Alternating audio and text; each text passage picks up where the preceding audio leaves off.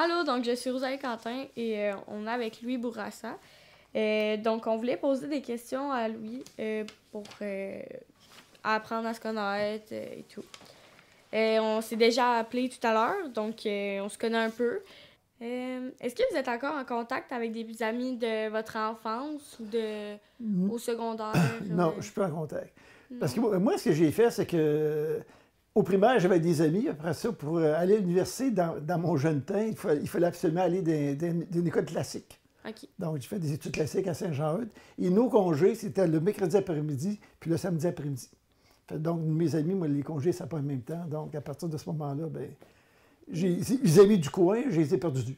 Ah, OK. Puis les autres, ben, quand on a fini nos cours, on est allés chacun un peu partout dans la province de Québec ou ailleurs. Là. Donc, j'ai pas de contact. Ah, OK. À quel âge avez-vous eu votre première voiture? J'avais 25 ans. 25 ans? Oui. Vous avez passé votre permis à cet âge-là ou? Non, c'est qu'avant ça, mon père avait une voiture, puis donc j'ai appris à conduire, finalement, dans ce on suivait pas de cours de conduite. Moi, je suis natif de Québec, donc des fois, quand on arrivait, il n'y a pas cette machine-là, ta voiture était un peu plus loin, donc je prenais la voiture, je faisais le tour du bloc pour me pratiquer, puis je l'allais stationner. C'est même que ça a commencé. Ah, ben c'est le fun. Quels étaient les prix de l'essence dans votre jeunesse et tout? C'est à peu près ça avait à peu près 30 cents du gallon. Pas du litre, mais du gallon. Ça prend au moins 4 Ok, litres faire un gallon. Fait que, ça a augmenté beaucoup, là, dans le fond. ben oui, avec 5 piastres, tu remplissais ta voiture. Ça, on va rentrer un peu plus dans les questions, plus, mettons, de notre temps ici, en 2022. Qu'en pensez-vous, vous, du vapotage, etc.? Ben, moi, ça me dérange pas. Ça. Ce qui est important, c'est quand tu es jeune et qu'on vieillit, c'est d'avoir une discipline dans ta vie. Donc, si tu fais vapoter, c'est parce que tu veux bien vapoter, non pas faire comme les autres. Donc, c'est important, c'est d'avoir une discipline. Puis si tu poses des gestes qui sont moins bons pour ta santé, si plus tard tu as des problèmes de santé, ben, c'est toi qui vis avec à ce moment-là. C'est vous le faites. Moi, j'ai jamais fumé de ma vie, puis j'ai jamais essayé de drogue. Ça a l'air curieux. Dans la montagne, il y en avait un peu, quand je suis un peu vieux. Mais ça m'a jamais tenté, puis même si les gens m'en avaient offert, tant qu'à moi, j'ai une discipline personnelle, ben c'était non. Non. C'est pas plus compliqué que ça. Que pensez-vous des LGBTQ+? Moi, ça me dérange pas du tout. Moi, que j'ai des amis, finalement, qui sont homosexuels. Il y en a même qui, c'est deux hommes, ils ont adopté deux enfants. Je connaissais, finalement, c'était des dames à ce moment-là. Moi, le plus important, c'est que les gens soient heureux dans leur peau. Si tu es heureuse, là, ou heureux, peu importe, c'est ça qui est important. Puis moi, je m'étais toujours dit, si jamais j'ai un petit enfant, une petite fille, si c'est de même, et qu'elle m'arrive demain accompagnée finalement de quelqu'un du même sexe, il aurait été bien lu pareil, ça ne dérange rien. Ça change pas la personnalité d'une personne. Non, souvent, les gens qui ont peur, c'est comme s'ils avaient peur de devenir. Ouais. Mais moi, ça ne m'a jamais préoccupé, moi, de ce côté-là. Non. Vous nous aviez parlé, quand on s'est appelé tantôt, que vous faisiez du bénévolat. Oui. Est-ce que vous vous sentez une personne qu'on pourrait dire vraiment beaucoup généreux? Ben, je pense que oui. Je fais du bénévolat avec les Lions, là, puis présentement, je suis le président du comité Voisy. Donc, on aide encore des gens. Donc, moi, comme tantôt, j'ai dit, j'ai une serre. Quand j'ai trop de légumes, finalement, ben, j'en donne finalement au Carrefour FM, que les autres seulement distribuent à des familles. Quand j'ai un peu trop de nourriture, quand je fais des repas, j'ai une connaissance finalement que je vais lui en donner. Donc, je fais des dons dans différents organismes aussi monétaires. Là. Parfait. Puis, vous, quelle émotion ça peut vous faire quand vous faites du bénévolat? Ça vous rend heureux ou... Mais moi, ça me rend heureux, c'est que normalement, dans la vie, il faut avoir un but, OK? Puis moi, si je ne fais pas de bénévolat, là, ben, je serais ici à journée longue chez nous. Ce que je pourrais faire, c'est écouter la télévision. Mais moi, je me dis, j'ai ça. Donc, on réconforte des gens, mais en même temps, elle nous aide. Puis moi, je suis dans le comité Voisy, mais dans le comité Voisy, ça fait 25 ans que je fais des rapports d'impôts pour les gens, finalement, à faible revenu. Okay. Donc, j'en service à des gens. Eux autres, au lieu de payer pour faire le rapport d'impôts, ils n'ont déjà pas d'argent. Donc, ça me permet de les aider. Puis dans les gens qui ont fait des rapports d'impôts, la première année que je l'ai fait, en tout cas, quand je suis arrivé à la fin de la saison, ils m'ont demandé, reviens-tu? Je ne savais pas que j'allais revenir. Quand tu fais un rapport d'impôt, puis tu as quelqu'un qui est tout seul ou en famille, puis tu dis ça, il est revenu, c'est 10 000 par année. 10 000 par année pour vivre, là. Ouais. Alors que normalement, pour une personne seule, ça prend un minimum de 21 500 $. Ils vivent faux, ils survivent, tout Ouais. simplement. Vous étiez enseignant, vous avez été directeur, comme vous m'aviez dit? Non, j'ai travaillé. Non, j'étais enseignant, j'enseignais à biologie et à Saint-Raymond, chimie physique, mathématiques. Là. Après ça, j'ai changé d'emploi. Je suis allé travailler comme conseiller en développement industriel Ah, au OK. gouvernement du Québec. OK. Puis quand je suis entré là, j'étais responsable d'un programme qui venait d'être implanté par M. Biron, qui était le ministre du temps. Donc, ça aidait des jeunes à partir en affaires. OK. Donc, on leur garantissait un montant d'argent. La biologie, ça parle... Pouvez-vous nous en parler plus en détail? Biologie, c'est normalement, on parle dans toute la biologie qu'on enseignait, c'est la biologie surtout du corps humain. OK. Puis moi, ce que j'avais fait avec les étudiants, j'avais des laboratoires. Là. Donc, on faisait des dissections de grenouilles, de cœur. On avait un œil on fait disséquer. En plus, je leur passais des diaporamas sur des diapositives. Donc, c'est ça que ça consistait. À la polyvalente, j'avais mon petit élevage de rats. Donc, ça permettait, au lieu d'acheter, je m'en servais à ce moment-là assez fin. Là. OK. Ça servait à ça. Qu'est-ce qui vous a le plus marqué de votre parcours d'enseignement? Ben, moi, enseigner à des jeunes, peu importe jeunes ou pas jeunes, qui veulent apprendre, c'est extraordinaire. Mais enseigner à des gens qui ne veulent pas apprendre, c'est pas un cadeau. Réellement, là.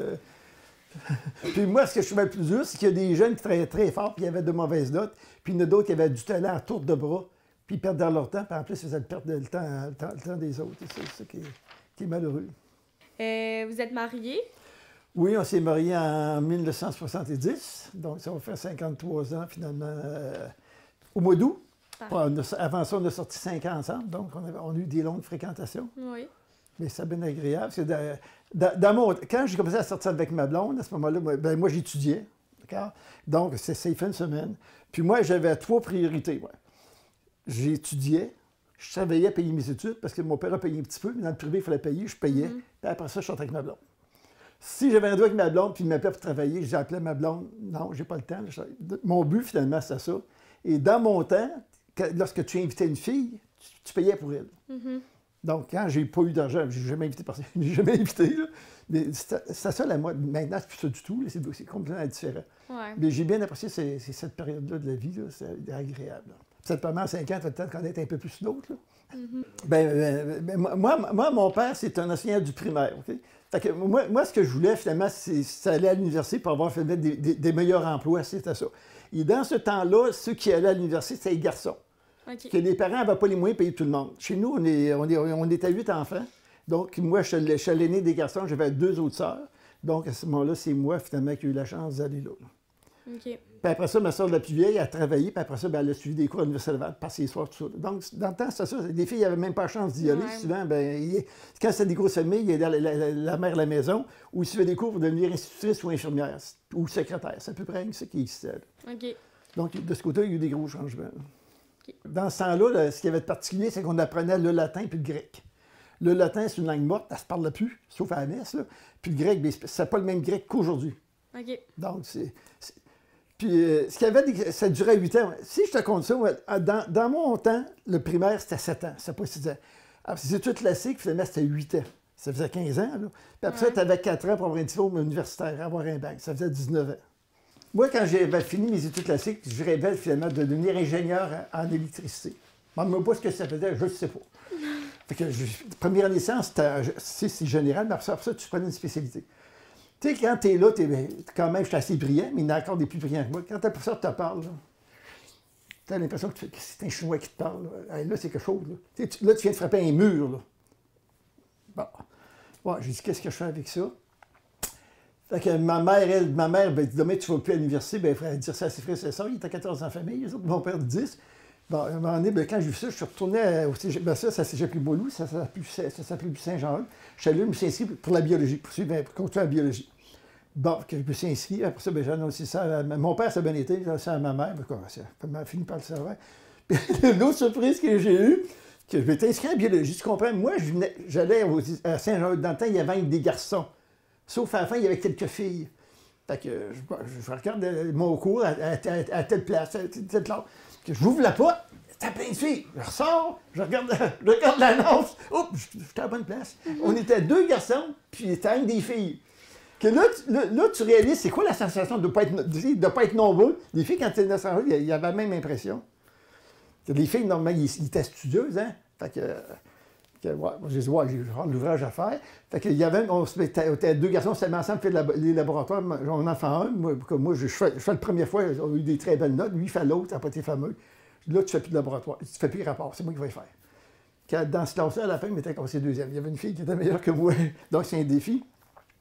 Et l'autre, à ce moment-là, donc, à un moment donné, je suis changé de cours, je suis allé en biologie. Après ça, ben, je me sens que c'est intéressant de médecin. J'applique, tu comprends, à Laval puis à Sherbrooke. Puis ils m'ont dit à Sherbrooke, s'il y en a un qui se désiste, ben, on te prend. À un moment donné, j'avais un téléphone dans la cabine téléphonique à l'étage où je travaillais. Je sors de la cabine. Puis mon officière, c'est une vieille fille, mais en tout cas, bien gentille, bien travaillante. Ben, est-ce que toi, t'as pas l'air bien en forme? Je lui fais part de ça. Elle dit, Louis, dans la vie, des fois, il t'arrive des malheurs, des malchances. Tu vas t'apercevoir que finalement, que c'est mieux que ce soit de même. Moi, si je me regarde, je regarde d'autres, là. Si j'avais réussi à être en médecine, probablement, je pratiquerais encore à plein temps, parce que j'ai un grand cœur. Là, ça fait des années, je fais ma vie, j'aide du monde. Bien, à un moment donné, il faut essayer. Ça ne marche pas, mais ça ne marche pas. Puis c'est d'important aussi, j'ai été aussi, à un moment donné, j'avais postulé un concours au ministère, finalement.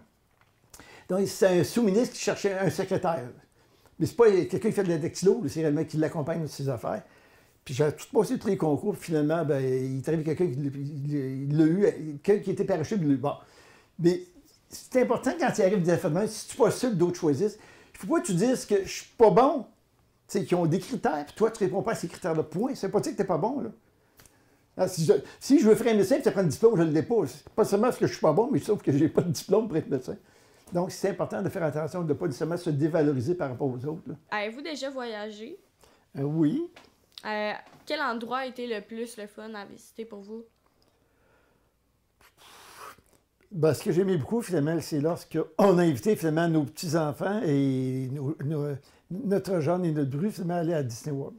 Ah, OK. Donc, on les a invités. C'est que ma blonde avait un regret, c'est que quand on était plus jeunes, on avait des jeunes enfants, puis on leur avait promis qu'on les amènerait. Puis on ne les avait jamais emmenés. Puis ma blonde, elle disait, mais ça, c'est pas, on va les inviter avec leurs enfants, toutes dépenses payées. Fait que de même, on s'y a pris, on est allé là. Okay. C'était bien plaisant. Le plus jeune avait 5 ans, puis une semaine avant, mais il s'était fracturé une cheville. Mais ils ont mis une botte sans son, puis même, il peut participer au voyage. C'était très agréable. Puis là-bas, tout le monde connaissait Disney World. Hein? Ouais. C'est bon pour les gens, des jeunes et les gens un peu plus âgés. Oui, donc un voyage en famille. Là, un gros voyage en famille, oui. C'est le fun, ça. Ça serait quel pays que vous aimeriez visiter, genre, le plus? moi, quand j'étais étudiant à l'université en biologie, il parlait beaucoup des îles Galapagos, OK? Bon. Moi, j'aurais aimé ça aller visiter, OK? Là, maintenant, il y a des voyages qui sont aux îles Galapagos, OK? Mais je me suis dit, je suis biologiste, il faut que je protège les espèces de la faune. Si je m'en vais sur l'île Galapagos, je marche sur le terrain, je m'en vais là, je nuis. Ouais. Fait que moi, c'est pour ça, on a des amis, on s'est encore une fois à Paradis, puis on est allé à Tadoussac, puis je lui ai dit, je vais aller à Tadoussac, mais si vous allez faire un tour pour aller voir les baleines, j'y vais pas. Mm-hmm. Puis quand tu vas dans le bateau, tu déranges. Il y a tellement de beaux films, tellement de beaux documentaires maintenant sur la nature, sur ce que tu voudras, tu n'as même pas besoin de te déplacer. Ben, moi, c'est ça qui est important. En parlant de la nature, vous, est-ce que vous pensez que dans 50 ans, la nature sera... Ben, pas la nature, mais la planète sera plus là? Est-ce que... Ah, là, tu vas sortir mon côté pessimiste. Je te dis, là, moi, en tout cas, moi, je me dis, si on fait un effort, ou au contraire, on fait rien, puis on en fait encore plus pour nuire à la Terre, que l'être humain va disparaître, puis ça va être une bonne affaire pour la planète. Ouais. Il était bouteille, il n'avait pas d'être humain sur la Terre. Puis il y a eu des grands désastres. Maintenant, les dinosaures ont disparu parce qu'on a eu une météorite qui a frappé la Terre. Donc, moi, ça, je te valeur. Puis au niveau de la coop, je pense de la COP 15, mais t'as pas de grand-chose. C'est décourageant, c'est qu'on fait des efforts. On le fait même au niveau du recyclage. Puis tu regardes des documentaires, puis tu t'aperçois finalement que c'est mal trié, il enfouit sa masse. C'est comme si l'homme était habitué de dominer la nature. Une chance, on ne la domine pas, la nature. Une chance, c'est vraiment bon. Ça. Mais moi, c'est la partie qui est la plus décourageante, c'est celle-là. C'est grâce à la nature que nous, on peut vivre, qu'on peut se nourrir et tout. Ben, on fait partie de la nature, c'est clair et net. Mais dans un sens, on peut la détruire là aussi. Ben, au très grande partie là, on va la détruire. Premièrement, on est 8 milliards sur la Terre. Probablement, il y a déjà trop de monde à ce moment-là sur la Terre. Là. Puis il y a une façon de faire. Comme disait, moi, j'ai une serre. Moi, ce que je fais, finalement, c'est des produits biologiques. J'achète du compost de veau, fumier de veau composté. C'est assez invasif. Okay. Il n'y a pas de mauvaises herbes, il n'y a pas de graines. Puis c'est quand tu fais du compost, il faut que ton tas de compost monte à un certain degré. Quand le degré est atteint, des graines qui sont dedans, mais ils ne peuvent plus mûrir. Puis il n'y a pas de maladie, puis il n'y a pas d'insectes. OK. Donc, moi, dans ma serre, j'ai du compost. Puis moi, si tu regardes, ben là, si tu viendrais cet été, tu vas dire, il est beau ton terrain, il est vert. Mais si tu regardes comme il faut, il n'est pas vert. Puis il est vert, oui, mais il n'y a pas de gazon, à peu près pas de gazon. OK. Moi, j'avais enseigné à l'écologie avec un autre professeur aux écureuils, puis lui, il restait à Neuville. Puis je passais à Neuville, tous les terrains étaient jaunes, jaunâtres en été. Puis lui, il était vert. Hein? Je connaissais, j'ai arrêté.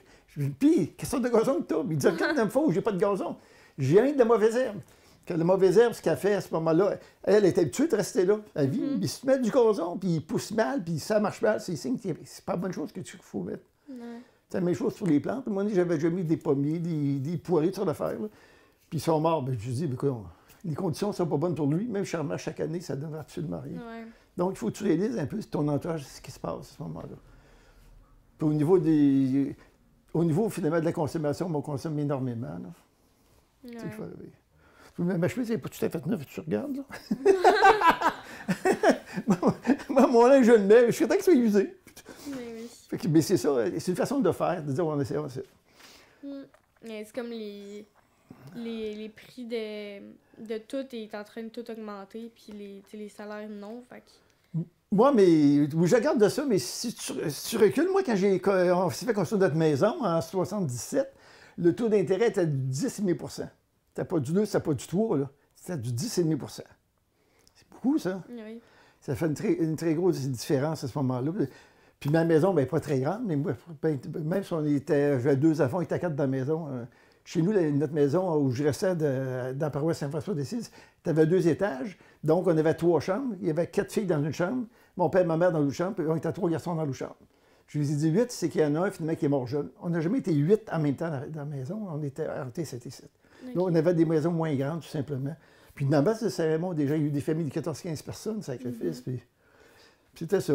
Puis si tu regardes dans le temps, là, avec nos revenus, tu te payais une maison ou un loyer, tu te nourrissais, puis tu t'habillais un peu, mais c'était tout. Ouais. Il n'y a pas d'autres dépenses qu'on pouvait faire, il n'y a pas les moyens. Mais dans ça, là, les voitures, chez nous, à Québec, les voisins avaient une voiture, parce que la rue, il n'y a quasiment pas de voiture. Tu n'avais jamais de problème de stationnement. Mais c'est de même, aujourd'hui, c'est d'autres choses. Il faut vivre avec ça. Mais le plus important encore dans la vie, c'est toi en tant que personne.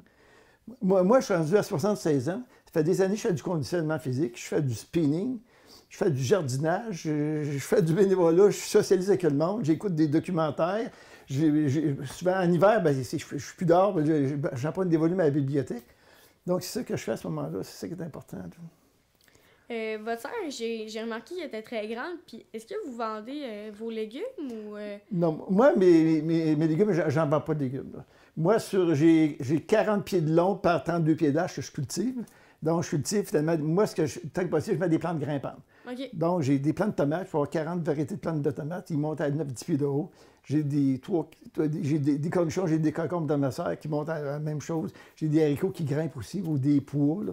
C'est ça, j'ai des poivrons, les autres sont plus au sol. Je mets des carottes, des betteraves, donc différentes affaires, du persil. Mais moi, quand j'en ai trop, finalement, c'est que je les prends, je m'envoie les porter au Carrefour FM. OK. Puis eux autres, finalement, aident des familles. Ils font même des ateliers de cuisine qui aident des gens, finalement, à nourrir.